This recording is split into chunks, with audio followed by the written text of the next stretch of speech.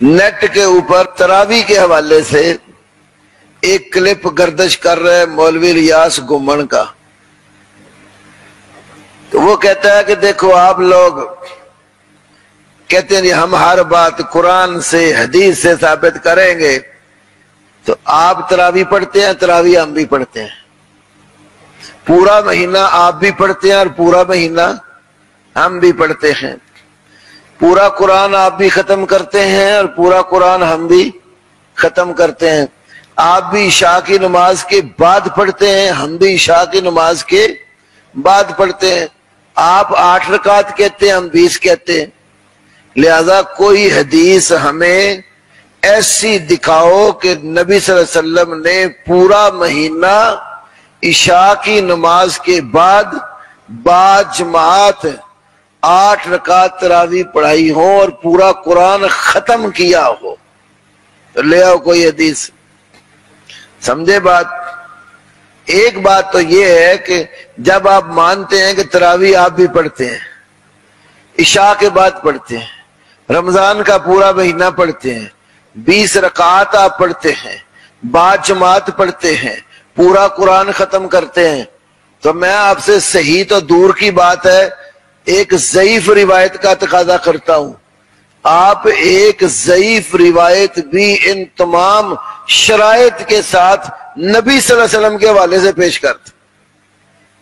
صحیح تو چلو دور کی بات ہے، ایک ضعیف روایت اپنی بیان کردہ شرائط کے مطابق رسول کریم صلی اللہ علیہ وسلم سے ثابت کرتے۔ ہم جو کرتے ہیں، جو سمجھتے ہیں، وہ اللہ کے فضل سے ہم صحیح حدیث سے پیش کرتے۔ ہم پورے مہینے کا قیام رمضان فرض نہیں سمجھتے، ہم اس کو ایک نفلی عبادت سمجھ کر کرتے ہیں۔ بخاری شریف میں موطا امام مالک میں نبی علیہ السلام کا فرمان ہے، من قام رمضان ایمانا واحتسابا غفر له ما تقدم من ذنبه، جس بندے نے رمضان کا قیام ایمان سمجھ کر اور ثواب سمجھ کر کیا، اس کے سابقہ گناہ معاف کر دیے گئے۔ تو رمضان کا لفظ یہ پورے مہینے پر دلالت کرتا ہے یا نہیں کرتا؟ رمضان 1 یا 2 دنوں کو کہتے ہیں، رمضان پورے ایک مہینے کا نام ہے۔ تو یہ آپ کی قولی حدیث ہے، کیونکہ رسول اللہ کی قولی حدیث بھی شرعی دلیل بنتی ہے، آپ کی فعلی حدیث بھی شرعی دلیل بنتی ہے۔ آپ کے سامنے کسی صحابی نے کوئی عمل کیا، آپ نے اس کو روکا نہیں ہے، جس کو تقریری حدیث کہتے ہیں، وہ بھی شرعی دلیل ہے۔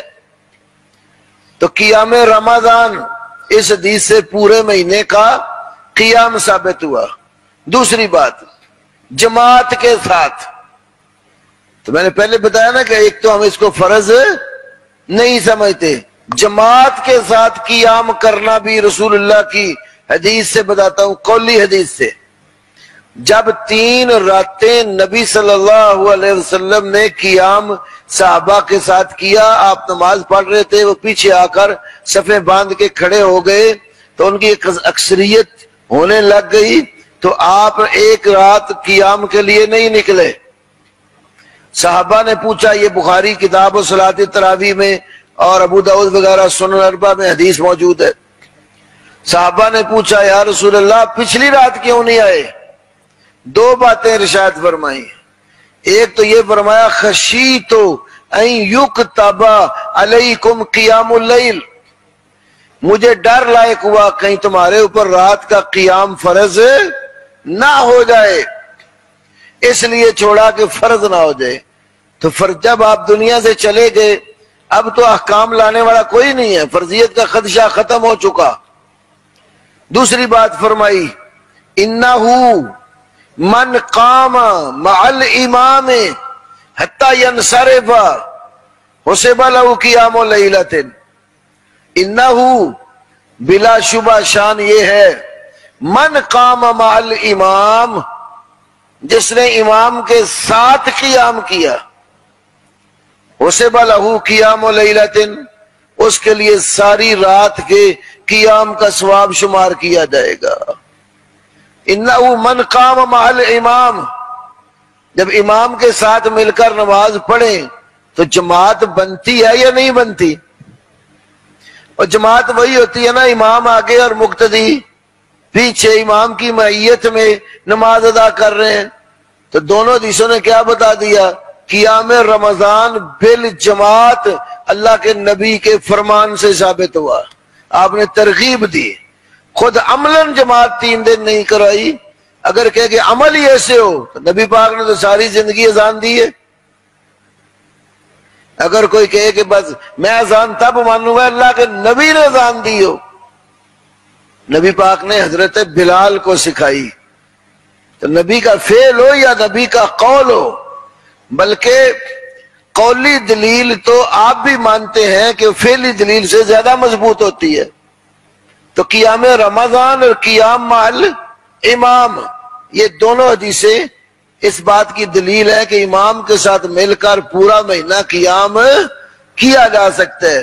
اب اگلی بات، عشاء کی نماز کے متصل بعد کئی سیانے بچارے بننے کی کوشش کرتے ہیں، حالانکہ ہمارے اندر ضروری نہیں ہے، متصل بعد پڑھو تب بھی ٹھیک ہے، وقفہ کر کے پڑھو، رات کے پہلے حصے میں پڑھو، دوسرے میں پڑھو، آخری حصے میں پڑھو، جس حصے میں بھی پڑھو بالکل صحیح، جائز اور درست ہے، کیونکہ نبی علیہ السلام کی صحیح مسلم میں حدیث ہے، امی عائشہ رضی اللہ عنہ کہتے ہیں عشاء کے بعد آپ کبھی رات کے پہلے حصے میں، کبھی درمیانے میں، کبھی آخر میں قیام فرماتے تھے۔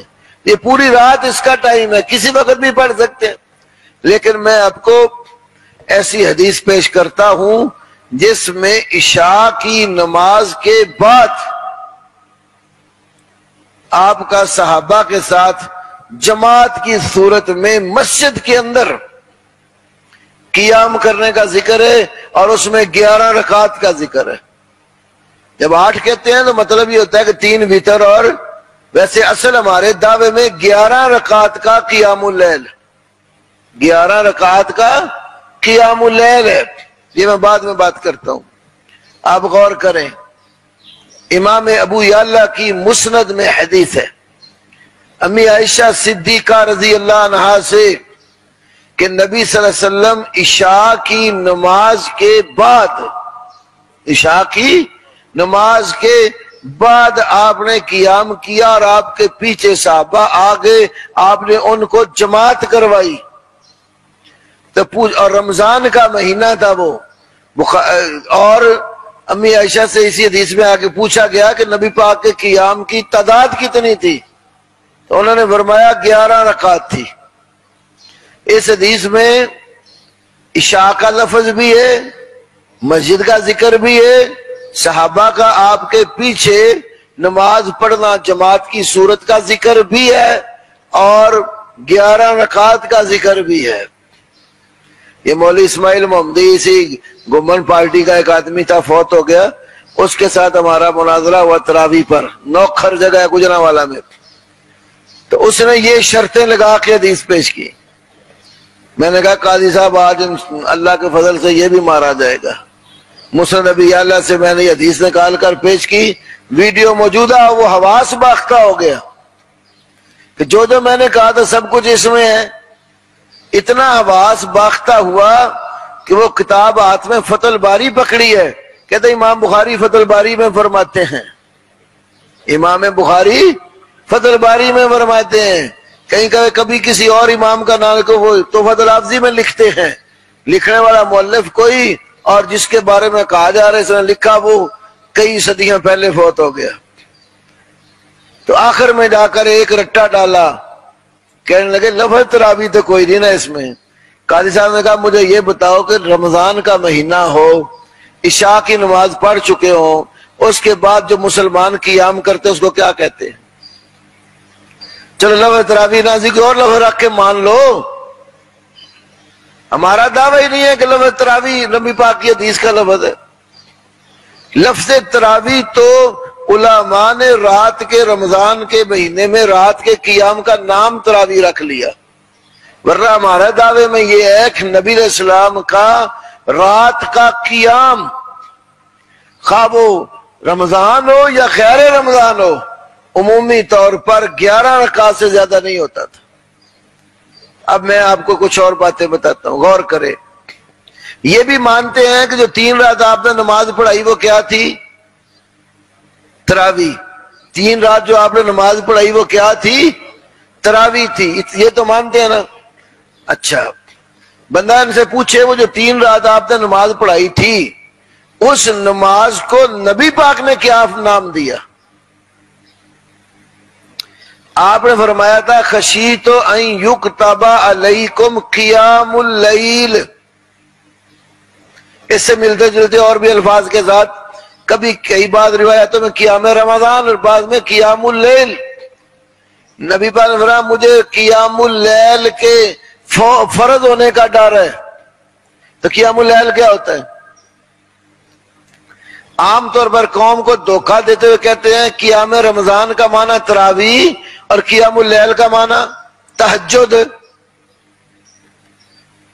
اچھا، تو شب قدر کو جو قیام کریں، قیام لیلۃ القدر، کیا معنی کرو گے؟ نبی پاک نے قیام رمضان بھی بتایا، من قام رمضان، یہ بھی فرمایا من قام لیلۃ القدر ایمانا واحتسابا غفر له ما تقدم من ذنبه۔ جس نے شب قدر کا قیام ایمان اور ثواب سمجھ کر کیا اس کے سابقہ گناہ معاف کر دیے گئے۔ اب اس کا کیا نام بن گیا پھر؟ قیام لیلۃ القدر۔ تو قیام لیلۃ القدر کا کیا معنی کرو گے؟ تو قیام رمضان تو وہ رمضان کے مہینے کی نسبت سے اس کو قیام رمضان کہا۔ قیام اللیل کا لفظ یا صلاۃ اللیل کا لفظ بھی حدیثوں میں آتا ہے، تو وہ صلاۃ اللیل یا قیام اللیل عام رات کی نسبت سے معنی کیا، شب قدر کو کی نسبت سے اسی کو قیام لیلۃ القدر کہا۔ مختلف صفات کی وجہ سے اس کے آگے اس کا اضافت جو کی گئی وہ صفات کی وجہ سے کی گئی، تو کہا تو اس کو قیام اللیل نا۔ تو نبی پاک کا قیام اللیل کتنا تھا؟ بے شمار صحیح حدیثیں موجود ہیں۔ آپ صلی اللہ علیہ وسلم عام طور پر 11 رکعت رات کے وقت قیام فرماتے تھے۔ یہ بڑی واضح سی بات ہے، اس کی پوری ڈیٹیل اور تفصیل میری کتاب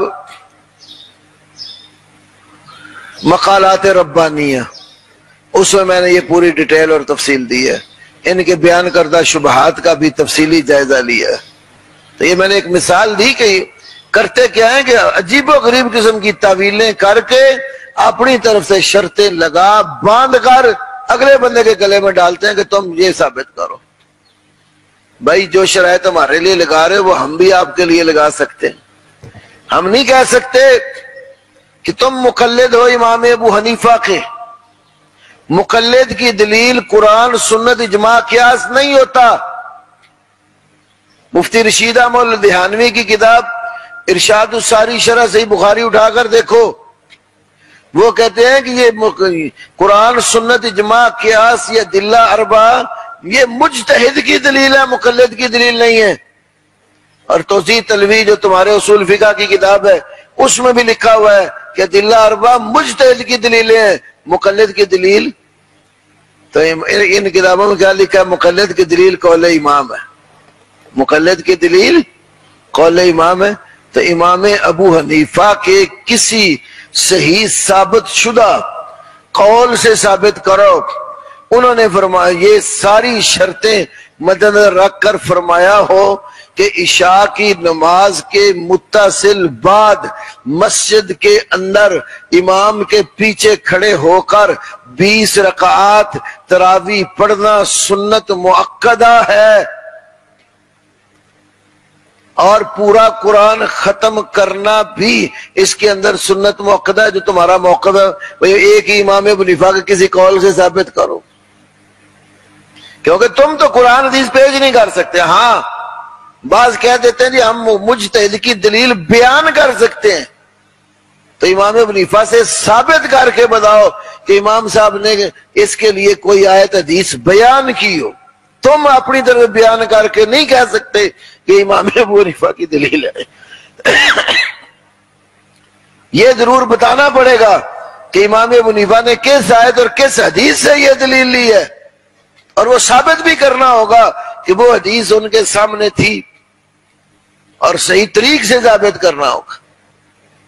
اللہ کے فضل سے قیامت کی دیواروں تک یہ ثابت نہیں کر سکتے کہ امام ابو حنیفہ نے یہ شرائط جو گھمنڈ صاحب لگا رہے ہیں، ان شرائط کے ساتھ صلاۃ تراویح کو اس طرح سنت قرار دیا ہو۔ کیونکہ مولوی عبدالحی لکھنوی کی کتاب ہے تحفۃ الاخیار، اس کے ٹائٹل پر لکھا 20 رکعت سنت تراویح جو سنت موقدہ ہے۔ تو بھئی سنت موقدہ ہوتی کیا ہے؟ جو آپ لوگوں نے سنت موقدہ کی شرح کی ہے وہ رکھو نا یہاں سامنے۔ جو عمل نبی صلی اللہ علیہ وسلم نے مسلسل کیا ہو، زندگی میں کبھی ایک آدھ بار بیان جواز کے لیے ترک کیا ہو، ورنہ تسلسل کے ساتھ آپ کا جو عمل ہے اس کو یہ سنت موقدہ کہتے ہیں۔ تو ثابت کرو پھر تسلسل کے ساتھ اللہ کے نبی نے پورا مہینہ تراویح 20 رکعات جماعت کے ساتھ پڑھائی ہو، جبکہ ایسا نہیں۔ پھر کہتے ہیں ہم تو حضرت عمر سے لیتے ہیں، حضرت عمر نے 20 رکعت تراویح پڑھائی۔ حضرت عمر نے بالکل 20 رکعت نہیں پڑھائی۔ ایک تو حضرت عمر کا حکم 11 رکعت کا ہے، موطا امام مالک میں موجود ہے۔ جو لوگ جو 2 امام مقرر کیے عمر نے، ابی بن کعب اور تمیم داری، ان کو حکم دیا لوگوں کو 11 رکعت پڑھاؤ۔ پھر ابن ابی شیبہ وغیرہ میں، بلکہ یہ جو علامہ شوق نیموی دیوبندی حنفی کی کتاب آثار السنن، اس میں موجود ہے وہ جو دونوں امام تھے لوگوں کو 11 رکعت پڑھاتے تھے۔ یہ بھی موجود ہے کہ لوگ ان کے پیچھے 11 رکعت پڑھتے تھے، اور وہ معروف حدیث بخاری میں بھی کتابوں جب دیکھا تو عمر نے کچھ 2-4 ادھر پڑھ رہے ہیں، کچھ گروہ ادھر پڑھے تو اکٹھا کیا ایک امام پر، تو اس میں حضرت عمر نے کہا واللتی تنامون عنہا افضل مما تقومون، وہ رات کا حصہ جس سے تم سو جاتے ہو، وہ پچھلی رات سوتے تھے نا، شروع میں پڑھ رہے تھے، وہ افضل ہے اس حصے سے جس میں تم قیام کر رہے ہو۔ تو یہاں سے کیا معلوم ہوا؟ حضرت عمر کا نام لیتے تو عمر تو عشاء کے متصل بات پڑھنے والے ہی نہیں تھے، وہ تو پچھلی رات کو افضل سمجھتے تھے۔ یہ صحیح بخاری وغیرہ کی صریح اور واضح حدیث موجود ہے۔ تو حضرت عمر والی بات بھی آپ کے پلڑے میں نہیں ہے۔ امام مالک رحمہ اللہ سے امام عبدالحق الاشبیلی نے اپنی کتاب الصلاۃ والتہجد میں نقل فرمایا، امام مالک کہتے ہیں مجھے وہ تعداد نماز کی پسند ہے جو اللہ کے نبی نے پڑھی ہے، عمر نے حکم دیا وہ 11 رکعت ہے، اور مجھے یہ معلوم نہیں ہے لوگوں نے 11 سے زیادہ کہاں سے نکال لی ہیں۔ یہ حضرت عمر، یہ امام مالک مدینے کے امام بیان کر رہے ہیں۔ تاریخ مدینہ منورہ امام عمر بن ابی شبہ کی کتاب، اس کے اندر بھی موجود ہے، مدینے کے اندر بھی اس تاریخ میں انہوں نے ذکر کیا ہے کہ لوگ 11 رکعت پڑھتے تھے۔ یہ کدھر کے دعوے آ گئے ہیں جی 11 رکعت، یہ 20 جو ہے نا 11 رکعت والی نماز انگریز کے دور سے بعد میں آئی ہے، پوری دنیا میں کہیں نہیں ہے۔ پوری دنیا میں الحمدللہ یہ پڑھنے والے موجود تھے۔ کئی کہتے ہیں اس پر اجماع ہو چکا ہے، 20 رکعت تراویح پر کہاں اجماع ہو چکا ہے؟ تمہاری المحیط برہانی کی جو کتاب ہے بڑی فقہ کی، اس میں لکھا امام شافعی 36 رکعت کے قائل تھے، تو اجماع کدھر ہو گیا؟ علامہ بدر الدین عینی کی عمدۃ القاری اٹھا کر دیکھو، کوئی 20 پڑھنے والا ہے، کوئی 11 پڑھنے والے ہیں، کوئی 36 پڑھنے والے ہیں۔ یہ مختلف تعداد والے لوگ مسلمانوں میں اماموں میں موجود ہیں، تو اجماع کہاں گیا؟ یہ ساری بنائی ہوئی باتیں ہیں، تو ڈیٹیل آپ میری کتاب میں پڑھ سکتے ہیں۔ مقصد میرا بتانے کا کیا تھا کہ لوگ تعویلیں کر کے اپنی طرف سے کتاب و سنت کی نصوص کو توڑ موڑ کر چاہتے کیا ہیں؟ وابتغاء الفتنہ، فتنے کی تلاش میں لگے رہتے ہیں، اور اپنی مرضی منشا کا معنی پہنا کر اللہ کے کلام کو لوگوں کو گمراہ کرنے کی کوشش کرتے ہیں۔